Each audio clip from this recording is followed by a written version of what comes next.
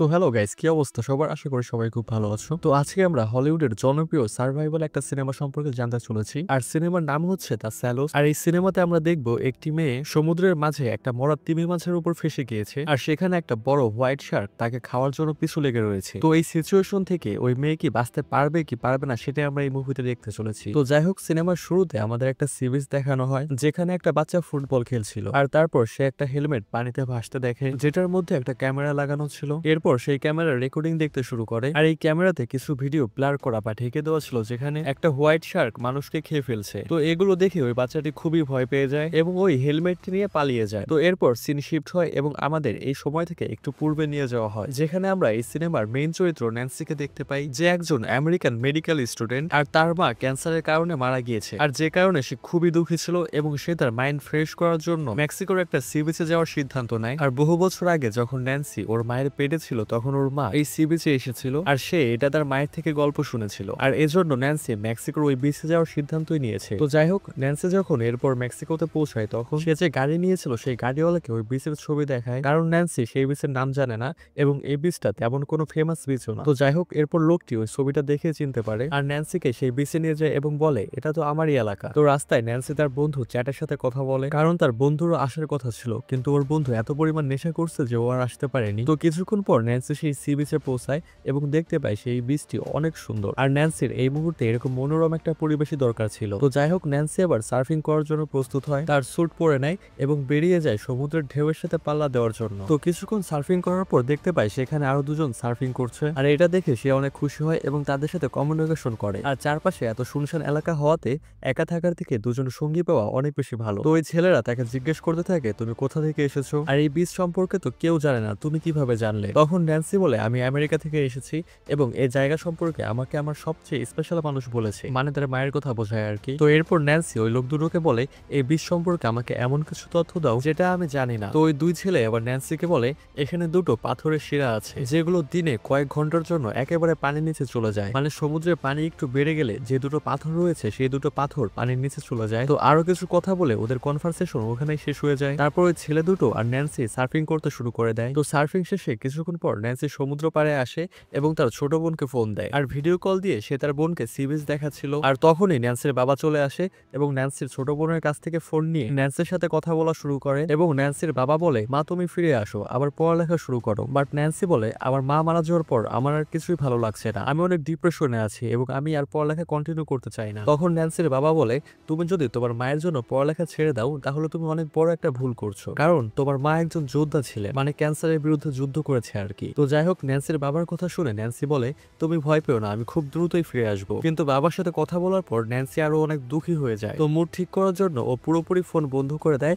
এবং আবার সার্ফিং করার জন্য সমুদ্রে নেমে পড়ে। তো সার্ফিং করতে গিয়ে ন্যান্সি আবার ওই লোক দুটোকে দেখতে পায়। তখন ওই ছেলে দুটো ন্যান্সিকে বলে এখান থেকে আমাদের দ্রুত যেতে হবে, কারণ কিছুক্ষণ পর এখানে অন্ধকার হয়ে যাবে, আর অন্ধকারে সার্ফিং করা অনেক ডেঞ্জারাস একটা ব্যাপার। তখন ন্যান্সি বলে আমি আরো কিছুক্ষণ সার্ফিং করতে চাই। তো আবার ন্যান্সি এবার একা একা সার্ফিং করা শুরু করে দেয়, আর এবার সার্ফিং করার সময় ওর নিচে কিছু একটা অনুভব করতে পারে, আর দেখতে পায় একটা ডলফিন ওর পাশ দিয়ে লাফাচ্ছে। তো ন্যান্সি ওই ডলফিন গুলোকে দেখে অনেক খুশি হয় এবং রিল্যাক্স ফিল করে, আর ডলফিনের পিছনে এসে সেখানে একটা মৃত তিমি মাছ দেখতে পায়, আর যেটাকে কিছু সামুদ্রিক পাখি খাচ্ছিল। তো ন্যান্সি এবার ওই তিমি মাছের কাছে যাচ্ছিল, কিন্তু অতিরিক্ত দুর্গন্ধের কারণে ন্যান্সি আর যেতে পারে না। কিন্তু তখনই একটা বড় ঢেউ আসতে লাগে। তো ন্যান্সি এবার ওই বড় ঢেউ দেখে অনেক খুশি হয় এবং সার্ফিং করার জন্য রেডি হয়ে যায়। কিন্তু সে যখন সার্ফিং করছিল তখন তার বোটটা কোনো একটা প্রাণীর সাথে ধাক্কা খায় এবং ন্যান্সি পানিতে পড়ে যায়। আর তারপর ন্যান্সি কোনোভাবে তার সার্ফিং বোটটা ধরে উপরে ওঠার চেষ্টা করে, আর তখন আমরা দেখি ওই প্রাণীটি ন্যান্সির পা ধরে নিচের দিকে টানতে থাকে এবং ন্যান্সির পা মারাত্মকভাবে জখম করে দেয়। কিন্তু ন্যান্সি কোনো রকমে উপরে উঠতে পারে এবং আমরা দেখতে পাই ন্যান্সির পা খুব বাজেভাবে কেটে গিয়েছে এবং ন্যান্সি অনেক চিৎকার করতে থাকে এবং সাহায্য চাইতে থাকে, কিন্তু দূরে থাকার কারণে কেউ ন্যান্সির চিৎকার শুনতে পায় না। তো উপায় না পেয়ে ন্যান্সি এবার ওই প্রাণী থেকে ছুটে ওই মরা তিমি মাছের দিকে ছুটতে থাকে এবং কোনো মতে সে ওই তিমি মাছের উপরে উঠে নিজের জীবন বাঁচায়। আর সেখানে উঠে ন্যান্সি তার বেল্ট দিয়ে তার পা বেঁধে দেয় যেন রক্ত বের হওয়া আটকাতে পারে। আর তারপর ন্যান্সি চারপাশের লোকজন খুঁজছিল সাহায্য চাওয়ার জন্য, আর তখনই ওই দুই ছেলেটা সেখান থেকে গাড়ি নিয়ে চলে যাচ্ছিল, আর ন্যান্সি ওদের কাছে সাহায্যের জন্য অনেক জোরে জোরে চিৎকার করতে থাকে, কিন্তু ওরা অনেক দূরে থাকায় ন্যান্সির চিৎকার শুনতে পায় না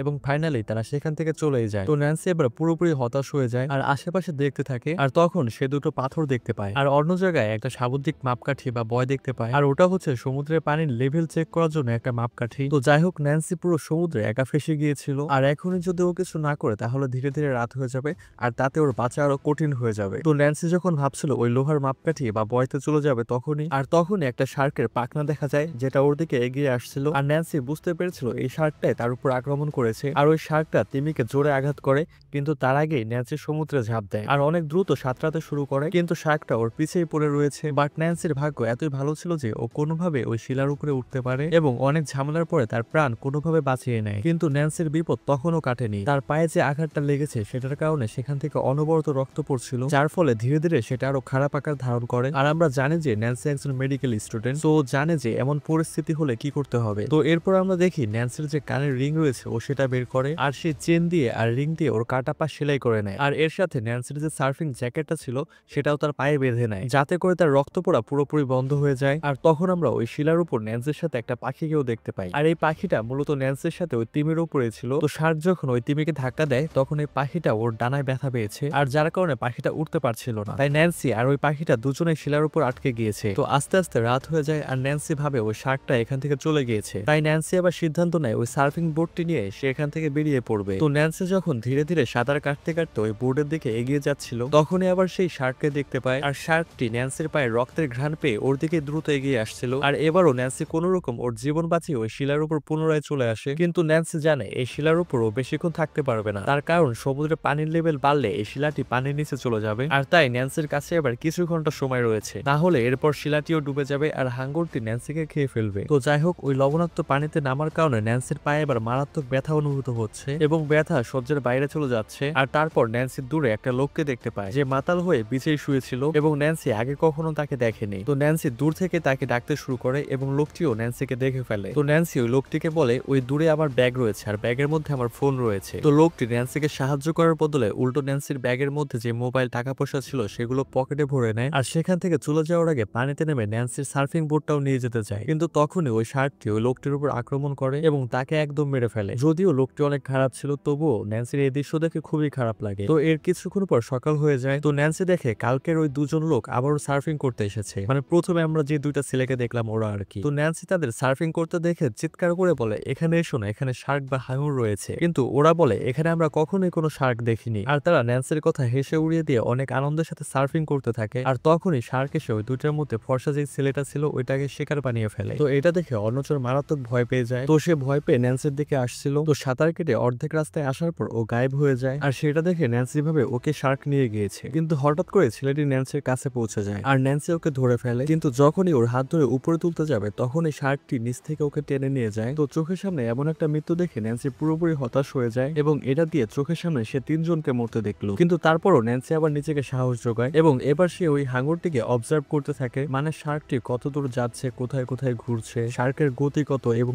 কখন কখন গোল গোল চক্কর দিচ্ছিল। তো সবকিছু অবজার্ভ করে ন্যান্সি একটা ক্যালকুলেশন করে। ন্যান্সি যদি এখন পানিতে নামে তাহলে শার্ক যেখানে রয়েছে সেখান থেকে এখানে আসতে মোট 30 সেকেন্ড সময় লাগবে, তার মানে পানিতে নামার পর ওর কাছে 30 সেকেন্ড সময় থাকবে কিছু একটা করতে। তো ন্যান্সি এবার পানিতে একটা হেলমেট দেখতে পায় যেটা ওই ছেলেটার ছিল আর যেটার সাথে একটা ক্যামেরা লাগানো ছিল, আর তাই এবার ন্যান্সি ওটা নিতে চায়। তো ন্যান্সির কাছে সময় ছিল মাত্র 30 সেকেন্ড, মানে 30 সেকেন্ডের মধ্যে ওই হেলমেটটা আনতে হবে, না হলে শার্ক চলে আসবে। তো ন্যান্সি সাহস করে এবার পানিতে নামে আর হেলমেটটি নিয়ে অন্য একটা শিলার উপর চলে যায়, কিন্তু ওই শিলাটি এই শিলার থেকে অনেকটা নিচু ছিল, মানে অনেকটা পানির উপর ভেসে ছিল। আর তখন শার্ক এসে ওর উপর আক্রমণ করে দেয় আর ন্যান্সি এবার আবারও পানিতে পড়ে যায়, কিন্তু পানির নিচে অনেক ধারালো পাথর ছিল যার কারণে ওই শার্কটি ওখানে আটকে যায়। তারপর ন্যান্সি আবার সেই পুরনো শিলায় চলে আসে আর সেখানে এসে ন্যান্সি হাসতে থাকে, কারণ 30 সেকেন্ডের মধ্যে সে মারা পড়তে পারতো, বাট অল্পের জন্য জানটা বেঁচে গিয়েছে। তো এরপর ন্যান্সি ওই ক্যামেরাটা হাতে নেয় আর হাতে নিয়ে কথা বলতে শুরু করে এবং বলে আমার নাম ন্যান্সি এবং আমি এখানে একটা মরা তিমির উপর আটকে রয়েছি আর এখানে একটা হাঙর রয়েছে যেটা আমার চারপাশে ঘুরছে এবং সেটা আমার উপর আক্রমণ করছে এবং আমি এখান থেকে বাঁচার অনেক চেষ্টা করছি, কিন্তু আমি এখান থেকে বের হওয়ার কোনো রাস্তায় খুঁজে পাচ্ছি না এবং আমার চোখের সামনে 3 জন লোককে মেরে ফেলেছে ওই হাঙরটা। আর এরপর ন্যান্সি ওর বাবা আর ছোট বোনের জন্য মেসেজ রেকর্ড করে, কারণ ও যদি এখন মারা যায় তাহলে অন্তত ওই ভিডিওটা যেন ওর বাবা আর বোনের কাছে পৌঁছাতে পারে। আর ন্যান্সি সেখানে বলে আমি এখন অনেক বিপদে রয়েছি, কিন্তু আমি সাহস হারাতে চাই না, কারণ আমি তোমাদের আরেকবার দেখতে চাই আর আমি এখন ওই বয় টাওয়ারটার কাছে পৌঁছাবো।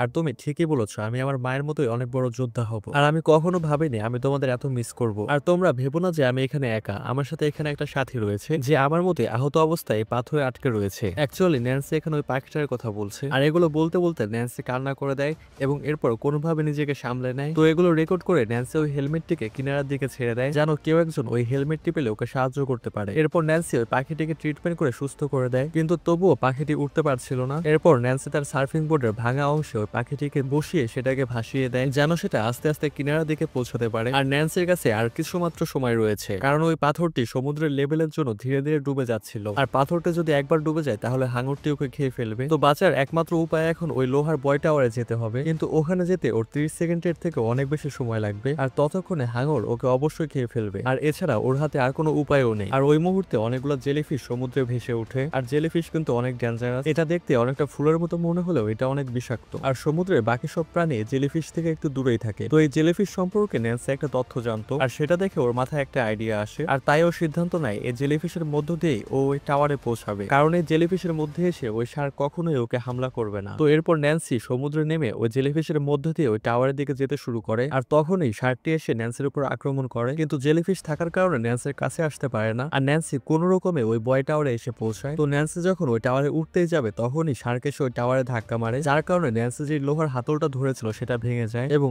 ও গিয়ে সরাসরি শার্কের শরীরে পড়ে। আর তখন বুদ্ধি করে ন্যান্সি ওই লোহার হাতলটি দিয়ে শার্ককে আঘাত করে এবং আবারও ওই বয়ের উপরে উঠে যায়। আর ওই বয়ের মধ্যে একটা বক্সে ফ্লেয়ার গান ছিল, সেই গান মারে, কারণ পাশ দিয়ে একটা জাহাজ যাচ্ছিল, কিন্তু ততক্ষণে অনেক দেরি হয়ে গিয়েছে। শিপটি ন্যান্সিকে খেয়াল না করে অন্যদিকে ঘুরে চলে যায়। তারপর ন্যান্সি খেয়াল করে তিমি মাছের চারপাশে তেলের মতো কিছু একটা রয়েছে। অ্যাকচুয়ালি তিমি মাছ যখন মারা যায় তখন ওর শরীর থেকে তরল কিছু একটা বের হয়, আর যেটা অনেকটা তেলের মতো কাজ করে। তো এটা দেখে ন্যান্সি এবার ফ্লেয়ার গান দিয়ে ওই তেলের উপরে গুলি করে, যার ফলে পানির উপরে আগুন ধরে যায় এবং শার্কটির শরীরেও আগুন ধরে, কিন্তু তাতে শার্কের কিছুই হয় না, উল্টো শার্ক আরো রেগে যায় আর ওই বয় টাওয়ারকে জোরে জোরে ধাক্কা মারতে শুরু করে। তারপর ন্যান্সি ওই বয় টাওয়ারের মাঝখানে ঢুকে যায়, আর তখন ন্যান্সি ওই বয় টাওয়ারের শিকল দেখতে পায়, যেটা একবারে পানির নিচে ওই পাথরের সাথে সংযুক্ত, যেন বয় টাওয়ারটি ভাসতে ভাসতে অন্য কোথাও চলে না যায়। আর সেই পাথরের সাথে অনেক বড় বড় রড ছিল। তো এটা দেখে ন্যান্সির মাথায় একটা আইডিয়া আসে। তো ন্যান্সি এবার দ্রুত ওই শিকল ধরে ওই পাথরের দিকে যেতে থাকে, আর সেটা এবার শার্ক দেখে পুরো দমে ন্যান্সির পিছু করতে থাকে। তো ন্যান্সি যখন ওই রডের কাছে চলে আসে তখন দ্রুত ওর দিক পরিবর্তন করে, আর হাঙর তো পুরো ফোর্স দিয়ে ওর পিছু করছিল, আর তাই ও নিজেকে কন্ট্রোল করতে পারে না আর সরাসরি গিয়ে ওই রডের উপরে পড়ে, আর ওই রড গুলো শার্কের এপাশ ওপাশ দিয়ে ঢুকে যায়, আর হাঙরটি সেখানেই মারা যায়। আর এদিকে আমরা দেখি ন্যান্সি ভিডিও রেকর্ড করেছে হেলমেটটি কিনারার দিকে পাঠিয়েছিল, সেটা সমুদ্রের কিনারায় পৌঁছেছে, এবং সিনেমার শুরুতে আমরা যে বাচ্চা ছেলেটিকে দেখেছিলাম ফুটবল খেলছে সে ওই ক্যামেরাটা পেয়েছে, আর এই সিনটা আমরা মুভির একদম শুরুতে দেখেছিলাম। তো ওই ক্যামেরা নিয়ে ওই ছেলেটি তার বাবাকে দেখায়। তো এরপর ওই ছেলেটির বাবা বিচে পৌঁছায় এবং ন্যান্সিকে উদ্ধার করে। তো এরপর আমাদের আরো 2 বছর পর দেখানো হয় যেখানে ন্যান্সি আমেরিকার একটা বিচে ছিল এবং এখানে ওর সাথে এখন ওর ছোট বোন আর ওর বাবা রয়েছে, আর এরপর ওরা 2 বোন আবার সার্ফিং করতে শুরু করে, আর মুভিটি এইভাবে এখানেই শেষ হয়ে যায়। তো কেমন লেগেছে মুভিটি সেটা অবশ্যই কমেন্টে জানাবেন।